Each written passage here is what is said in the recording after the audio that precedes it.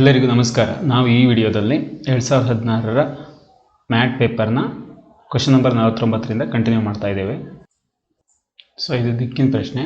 John ಉತ್ತರಕ್ಕೆ ಮುಖ ಮಾಡಿದ್ದಾನೆ. ಉತ್ತರನ ಫಸ್ಟ್ ಗುರುತಿಸ್ಕೊಳ್ಳೋಣ. ನಾವು ನಮ್ಮ ಇದರಲ್ಲಿ ಉತ್ತರನಿಗೆ ಮೇಲ್ಗಡೆ ಗುರುತಿಸ್ಕೊತೀವಿ. ನಾರ್ತ್ ಉತ್ತರಕ್ಕೆ ಮುಖ ಮಾಡಿದ್ದಾನೆ. ಅವನು 40 ಮೀಟರ್ ನಡೆದ ನಂತರ, ಅಂದರೆ ಉತ್ತರಕ್ಕೆ 40 ಮೀಟರ್, ಸ್ಟ್ರೈಟಾಗಿ 40 ಮೀಟರ್ ಹೋಗ್ತಾನೆ. ಉತ್ತರಕ್ಕೆ 40 ಮೀಟರ್ ನಡೆದ ನಂತರ ಎಡಕ್ಕೆ ತಿರುಗಿ, ಅಂದರೆ ಇಲ್ಲಿ ಈ ಥರ ಈಗ ಹೋಗ್ಬೇಕಾದ್ರೆ ಎಡ ಯಾವುದಾಗುತ್ತೆ, ಈ ಕಡೆ ಸೈಡ್ ಆಗುತ್ತೆ. ಎಡಕ್ಕೆ ತಿರುಗಿ 20 ಮೀಟ್ರ್ ಕ್ರಮಿಸ್ತಾನಂತೆ. ನಂತರ ಮತ್ತೊಮ್ಮೆ ಎಡಕ್ಕೆ, ಈ ಜಾಗಕ್ಕೆ ಹಿಂಗೆ ಹೋಗ್ತಿರಬೇಕಾದ್ರೆ ಎಡ ಯಾಗೋಗ್ತಾಗುತ್ತೆ, ಇದಾಗುತ್ತೆ. ಈ ಕಡೆ ತಿರುಗಿ 40 ಮೀಟ್ರ್ ಮತ್ತೆ ಹಿಂಗೆ ಕ್ರಮಿಸ್ತಾನಂತೆ. ಈಗ ಅವನು ತನ್ನ ಮೂಲ ಸ್ಥಾನದಿಂದ ಎಷ್ಟು ದೂರದಲ್ಲಿದ್ದಾನೆ? ಈಗ ಜಾನು ಇಲ್ಲಿರ್ತಾನೆ, ಈ ಜಾಗದಲ್ಲಿ ಇರ್ತಾನೆ. ಸೊ ಈ ಜಾಗದಿಂದ ಮೊದಲಿನ ಜಾಗ ಯಾವುದು? ಇಲ್ಲಿಂದ ಇಲ್ಲಿಗೆ ಎಷ್ಟು ದೂರ? ಇದೊಂದು ಆಯತದ ರೀತಿ ಫಾರ್ಮ್ ಆಗಿದೆ ನೋಡಿ. ಈ 40 ಮೀಟ್ರ್ ಈ 40 ಮೀಟ್ರ್ ಸಮ ಆದಾಗ, ಸೊ ಈ 20 ಮೀಟ್ರಿಗೆ ಈ 20 ಮೀಟ್ರ್ ಸಮ ಆಗಿರುತ್ತೆ. ಸೊ ಇಲ್ಲಿಂದ ಅವನು 20 ಮೀಟ್ರ್ ದೂರದಲ್ಲಿರ್ತಾನೆ. ಈಗ 40 ಮೀಟ್ರ್ ಮುಂದಕ್ಕೆ ಹೋದ, ಈಗ 40 ಮೀಟ್ರ್ ವಾಪಸ್ ಬಂದ. ಅವನು ಎಡಭಾಗಕ್ಕೆ ಎಷ್ಟು ದೂರ ಹೋಗಿದ್ದಾನೆ ಅದು ಮಾತ್ರ ಅವನು ಡಿಸ್ಟೆನ್ಸ್ ಕ್ರಮಿಸಿದ ಲೆಕ್ಕ ಆಗುತ್ತೆ. ಸೊ ಅವನು ಈ ಜಾಗದಿಂದ ಈ ಜಾಗಕ್ಕೆ 20 ಮೀಟ್ರ್ ದೂರದಲ್ಲಿರ್ತಾನೆ.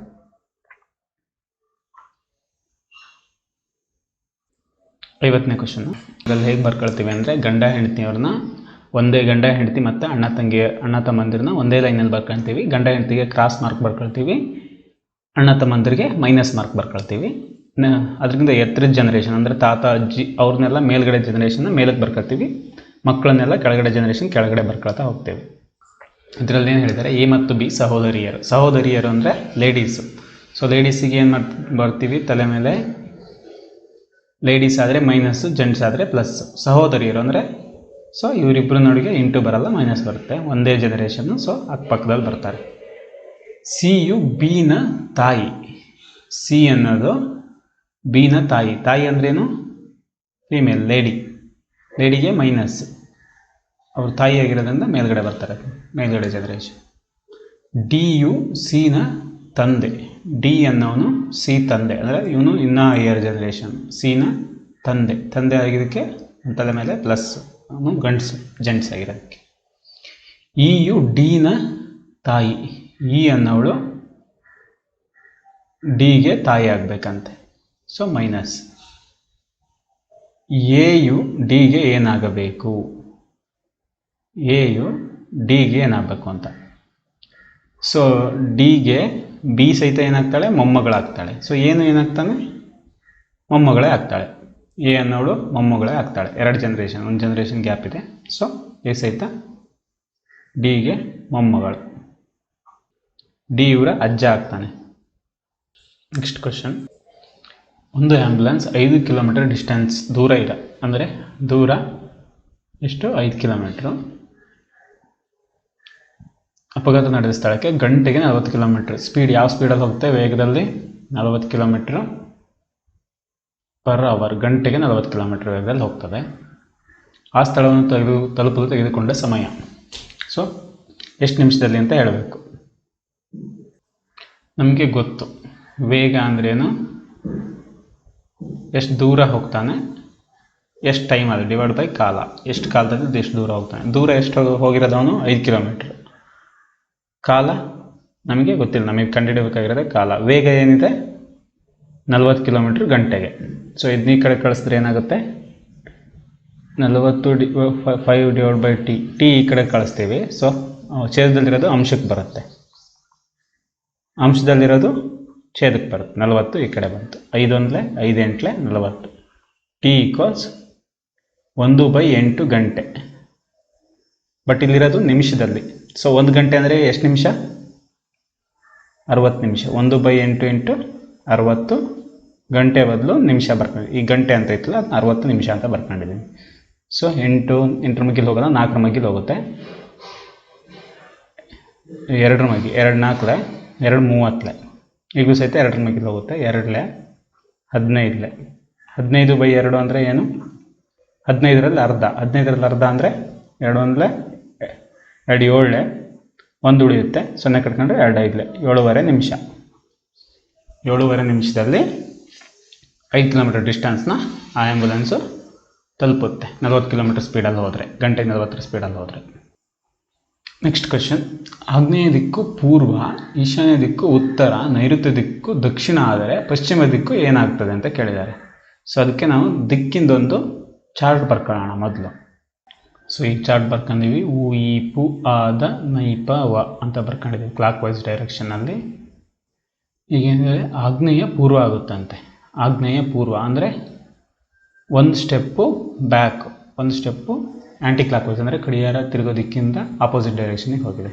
ಸೊ ಈಶಾನ್ಯ ಉತ್ತರ ಅದೇ ಸೇಮು. ಹಾಗೆ ನೈಋತ್ಯ ದಕ್ಷಿಣ ಸೇಮ್, ಒಂದು ಸ್ಟೆಪ್ಪು ಬ್ಯಾಕ್ ಬಂದಿದೆ. ಹಾಗಾದರೆ ಪಶ್ಚಿಮ ದಿಕ್ಕೇನಾಗುತ್ತೆ ಅಂತ, ಪಶ್ಚಿಮನೂ ಸಹಿತ ಒಂದು ಸ್ಟೆಪ್ಪು ಬ್ಯಾಕ್ ಅಂದರೆ ಗಡಿಯಾರ ತಿರುಗೋ ದಿಕ್ಕಿನ ವಿರುದ್ಧ ದಿಕ್ಕಿನಲ್ಲಿ ಒಂದು ಸ್ಟೆಪ್ ಬ್ಯಾಕ್ ಬಂದರೆ ಏನಾಗುತ್ತೆ, ಪಶ್ಚಿಮ ಏನಾಗುತ್ತೆ, ನೈಋತ್ಯ ಆಗುತ್ತೆ. ಅವರು ಹೇಳಿರೋದು ಪಶ್ಚಿಮ ದಿಕ್ಕು ಯಾವುದಾಗಿರುತ್ತೆ ಅಂತ ಹೇಳಿದ್ದಾರೆ. ಪಶ್ಚಿಮ ದಿಕ್ಕು ಯಾವ ದಿಕ್ಕು ಆಗುತ್ತೆ ಅಂದರೆ ನೈಋತ್ಯ ಆಗ್ತಿತ್ತು. ಪಶ್ಚಿಮ ದಿಕ್ಕಿನಲ್ಲಿ ಯಾವುದಿರುತ್ತೆ ಅಂತ ಕೇಳಿದ್ದಾರೆ ಅವರು. ಸೊ ಅದರಿಂದ ಪಶ್ಚಿಮ ದಿಕ್ಕಿನಲ್ಲಿ ಯಾವುದು ಬಂದಿರುತ್ತೆ, ವಾಯುವ್ಯ ಬಂದಿರುತ್ತೆ. ಸೊ ಅದರಿಂದ ಆಪ್ಷನ್ 1 ಸರಿಯಾದ ಆಯ್ಕೆ. ನೆಕ್ಸ್ಟ್, ಇದು ತುಂಬ ಸಿಂಪಲ್ ಕ್ವಶನ್ನು. ರವಿಯು ಅವನ ತರಗತಿಯಲ್ಲಿ ಆರಂಭದಿಂದ 18ನೇ ಸ್ಥಾನದಲ್ಲಿ ಕುಳಿತಿದ್ದಾನೆ ಮತ್ತು ಕೊನೆಯಿಂದ 58ನೇ ಸ್ಥಾನದಲ್ಲಿ ಕುಳಿತಿದ್ದಾನೆ. ಹಾಗಾದರೆ ತರಗತಿಯಲ್ಲಿ ಒಟ್ಟು ಎಷ್ಟು ವಿದ್ಯಾರ್ಥಿಗಳಿದ್ದಾರೆ? ಸರಿ, ಈಗ ರವಿ ಸ್ಟಾರ್ಟಿಂಗಿಂದ 18 ಅಂದರೆ 1 to 18 ಆದ, ಇಲ್ಲಿ 18ನೇ ಜಾಗ ಕೂತಾನೆ. ಎಂಡಲ್ಲಿ ಯಾವನೋ ಒಬ್ಬ ಕೂತಿದ್ದಾನೆ ಎಕ್ಸ್, ಅಲ್ಲಿಂದ ವಾಪಸ್ ಬಂದರೆ ಈ 18ನೇ ಜಾಗಕ್ಕೆ ಬರೋ ವ್ಯಕ್ತಿಗೆ ಎಷ್ಟಾಗುತ್ತೆ ನಂಬರು, 58. ಸೊ ರವಿನ 2 ಸಲ ನಾವು ಲೆಕ್ಕಕ್ಕೆ ತಗೊಂಡಿದ್ದೀವಿ. ಸೊ ಅದರಿಂದ ಒಂದೇ ಸಲ ಅವ್ನು ಲೆಕ್ಕಕ್ಕೆ ತಗೋಬೇಕು ಅಂದರೆ ಮೊದಲಿಂದ 18 ಹುಡುಗರು, ಕೊನೆಯಿಂದ 58 ಹುಡುಗರು. ರವಿ 2 ಸಲ ಲೆಕ್ಕಕ್ಕೆ ತಗೊಂಡಿದ್ದೀವಿ. ಸೊ ಅದರಿಂದ ಅವನಲ್ಲಿ 1 ಕಳಿಯೋಣ. 18 58 ಎಷ್ಟಾಗುತ್ತೆ, 76. 76 1 ಕಳೆದ್ರೆ 75. 1 ಯಾಕೆ ಕಳೆದಿವಿ ಅಂದರೆ ರವಿನ 2 ಸಲನೂ ನಾವು ಲೆಕ್ಕಕ್ಕೆ ತಗೊಂಡಿದ್ದೀವಿ, ಅದರಿಂದ 1 ಕಳೆದಿದ್ದೀವಿ. ಸೊ ಅದರಿಂದ ಕ್ಲಾಸಲ್ಲಿ 75 ಹುಡುಗರು ಇರೋದು.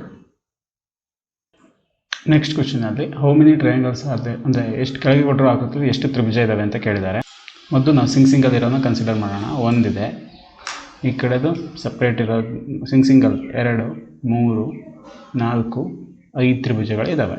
ಈಗ 2 ಕಂಬೈನ್ ಮಾಡಿ ತಗೊಳ್ಳೋಣ. 2 5 ಕಂಬೈನ್ ಮಾಡಿದ್ರೆ ಒಂದು 6, ಹಾಗೆ 3 4 ಕಂಬೈನ್ ಮಾಡಿದ್ರೆ 7, 2 3 ಕಂಬೈನ್ ಮಾಡಿದ್ರೆ 8, 5 4 ಕಂಬೈನ್ ಮಾಡಿದ್ರೆ 9, ಹಾಗೆ 1 2 5 1 2 5 ಇವು 3 ಕಂಬೈನ್ ಮಾಡಿದ್ರೆ ನಮಗೊಂದು ತ್ರಿಭುಜ ಸಿಗುತ್ತೆ. ಸೊ 10 ತ್ರಿಭುಜಗಳಿದ್ದಾವೆ. ಆಪ್ಷನ್ 2 10 ಸರಿಯಾದ ಆಯ್ಕೆ. ನೆಕ್ಸ್ಟ್ ಕ್ವಶನ್ ಇದೆ, ಕೆಳಗೆ ಕೊಟ್ಟಿರೋ ಆಕೃತಿಯಲ್ಲಿ ಎಷ್ಟು ಸಮಾಂತರ ಚತುರ್ಭುಜಗಳಿವೆ ಅಂತ ಕೇಳಿದ್ದಾರೆ. ಸೊ ನನಗೆ ಡೈರೆಕ್ಟಾಗಿ ಕಾಣೋದು ಬರ್ಕೊಂತ ಹೋಗೋಣ. 1 2. ಸೊ ಈ ಲೈನ್ ನಾವು ಎಲಿಮಿನೇಟ್ ಮಾಡಿದ್ವಿ ಅಂದರೆ, ಈ ಲೈನ್ ಎಲಿಮಿನೇಟ್ ಮಾಡಿದಾಗ ಈ ಅಡ್ಡ ರೇಖೆ ಈ ಸಮಾಂತರ, ಈ ರೇಖೆ ಸಮಾಂತರ ಇರೋದ್ರಿಂದ ಇಲ್ಲೊಂದು ರೆಡಿ ಆಗುತ್ತೆ, 3 ಆಯಿತು. ಹಾಗೆ ಈ ರೇಖೆನ ಹಾಗೆ ಇಟ್ಕೊಳ್ಳೋಣ, ಇದನ್ನು ತೆಗಿಯೋಣ. ಸೊ ಈ ಮೇಲ್ಗಡೆ ಒಂದು ಜನರೇಟ್ ಆಗುತ್ತೆ, ಸೊ ಅದು 4. ಹಾಗೆ ಈ ಕೆಳಗಡೆ ಇದೊಂದು ಜನರೇಟ್ ಆಗುತ್ತೆ, ಇದೊಂದು 5. ಹಾಗೆ 4 ಮತ್ತು 5ನ್ನು ಕಂಬೈನ್ ಮಾಡಿದ್ರೆ ಒಂದು ಫಿಗರ್ ಸಿಗುತ್ತೆ, ಅದೇನಾಗುತ್ತೆ 6. ಹಾಗೆ 1 4 5 ಇವು 3 ಕಂಬೈನ್ ಮಾಡಿದ್ರೆ ಒಂದು ಸಿಗುತ್ತೆ, ಅದೇನಾಗುತ್ತೆ 7ನೇದು ಸಮಾಂತರ ಚತುರ್ಭುಜ. ಹಾಗೆ ಈ ಹೋಲ್ ಫಿಗರ್ ಇಡೀ ಫಿಗರ್ ಸೇರಿದ್ರೆ ಒಂದಾಗುತ್ತೆ, ಅದು 8. ಸೊ ಇದರಲ್ಲಿ 8 ಸಮಾಂತರ ಚತುರ್ಭುಜಗಳಿದ್ದಾವೆ. ಕೆಳಗೆ ಕೊಟ್ಟಿರೋ ಆಕೃತಿಯಲ್ಲಿ ಎಷ್ಟು ಚೌಕಗಳಿದ್ದಾವೆ ಅಂತ ಕೇಳಿದ್ದಾರೆ. ಸೊ ನಾವು ಇಲ್ಲಿ ಸಣ್ಣದೊಂದಿದೆ ನೋಡಿ, 1 ಅಂದ್ಕೊಳ್ಳೋಣ, ಇದನ್ನ 2 ಅಂದ್ಕೊಳ್ಳೋಣ.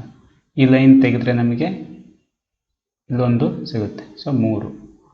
ಹೋಲ್ ಇಡೀ ಫಿಗರ್ ಒಂದು ತಗೊಂಡ್ರೆ ನಮಗೆ 4. ಇನ್ನು ಉಳಿದಂಗೆ ಇದಷ್ಟು ಪೋರ್ಷನ್ ಅಂದರೆ ಈ ಲೈನು ಸೇರಿದ್ರೆ ಏನಾಗುತ್ತೆ, ಇನ್ನೊಂದಾಗುತ್ತೆ, ಅದು 5. ಅದೇ ರೀತಿ ಈ ಕಡೆ ಒಂದು ಫಿಗರ್, ಈ 4 ಲೈನ್ದು ಸೇರಿದ್ರೆ 6. ಸೊ ಇದರಲ್ಲಿ ಟೋಟಲಿ 6 ಚೌಕಗಳಿದ್ದಾವೆ. ಕೆಳಗೆ ಕೊಟ್ಟಿರೋ ಆಕೃತಿಯಲ್ಲಿ ಎಷ್ಟು ಅರ್ಧ ವೃತ್ತಗಳಿವೆ ಅಂತ ಕೇಳಿದ್ದಾರೆ. ಸೊ ಈ ಲೈನ್ ಇರೋದು ಈ ವೃತ್ತನ 2 ಭಾಗ ಮಾಡುತ್ತೆ, ಸೊ 1 2. ಹಾಗೆ ಈ ಲೈನು ಇವನ್ನ ಅರ್ಧ ಭಾಗ ಮಾಡಿದೆ, ಸೊ 3 4. ಹಾಗೆ ಈ ಲೈನು ಇದನ್ನ 5 6 ಆಗಿ ಭಾಗ ಮಾಡಿದೆ. ಸೊ ಈ ಲೈನು ದೊಡ್ಡ ವೃತ್ತನ 7, 8 ಆಗಿ ಭಾಗ ಮಾಡಿದೆ. ಈ ಲೈನು ಕಂಟಿನ್ಯೂ ಆಗಿಲ್ಲ, ಸೊ ಆವಾಗ ಈ ಕಡೆನೂ 2 ಆಗ್ತಿದ್ವು. ಸೊ ಈ ಲೈನ್ ಏನು ಮಾಡಿದೆ, ಒಳಗಡೆ ಇರೋ ಸರ್ಕಲ್ನ 2 ಭಾಗ ಮಾಡಿದೆ. ಅದೇನು 9, 10. ಹಾಗೆ ಈ ಲೈನು 2 ಭಾಗ ಮಾಡಿದೆ, ಇದರ್ಧ ಇದರ್ಧ. ಸೊ ಇದೇನಾಗುತ್ತೆ 11, 12. ಸೊ ಇದರಲ್ಲಿ 12 ಅರ್ಧ ವೃತ್ತಗಳಿದ್ದಾವೆ. ಈ ಲೈನು ಡಿಸ್ಕಂಟಿನ್ಯೂ ಆಗಿದೆ ಇಲ್ಲಿಗೆ. ಇದೇಂದರೆ ಹಿಂಗೆ ಕಂಟಿನ್ಯೂ ಆಗಿತ್ತು ಅಂದರೆ ಇದು ಸಹಿತ ಈ ವೃತ್ತ, ದೊಡ್ಡ ವೃತ್ತನ ಈ ಕಡೆ ಒಂದು ಅರ್ಧ ಭಾಗ ಮಾಡ್ತಿತ್ತು. ಬಟ್ ಅದು ಡಿಸ್ಕಂಟಿನ್ಯೂ ಆಗಿರೋದ್ರಿಂದ ಅದು ಕನ್ಸಿಡರ್ ಆಗಲ್ಲ. ಸೇಮ್ ಸಿಚುವೇಶನ್ ಇಲ್ಲಿ ಕೂಡ, ಇದು ಸಹಿತ ಡಿಸ್ಕಂಟಿನ್ಯೂ ಆಗಿದೆ. ಸೊ ಮೇಲಕ್ಕೆ ಬಂದಿದ್ರೆ ಈ ವೃತ್ತದಲ್ಲಿ 4 ಅರ್ಧ ವೃತ್ತಗಳು ಆಗ್ತಿತ್ತು. ಮುಂದಿನ ಕ್ವಶನ್ಗಳನ್ನು ನೆಕ್ಸ್ಟ್ ವಿಡಿಯೋದಲ್ಲಿ ಮಾಡೋಣ. ವಿಡಿಯೋ ಇಷ್ಟ ಆದರೆ ಲೈಕ್ ಮಾಡಿ. ಇನ್ನೂ ಇದೇ ರೀತಿ ಹೆಚ್ಚಿನ ವೀಡಿಯೋಸ್ಗಾಗಿ ಚಾನಲ್ಗೆ ಸಬ್ಸ್ಕ್ರೈಬ್ ಆಗಿ. Thank you.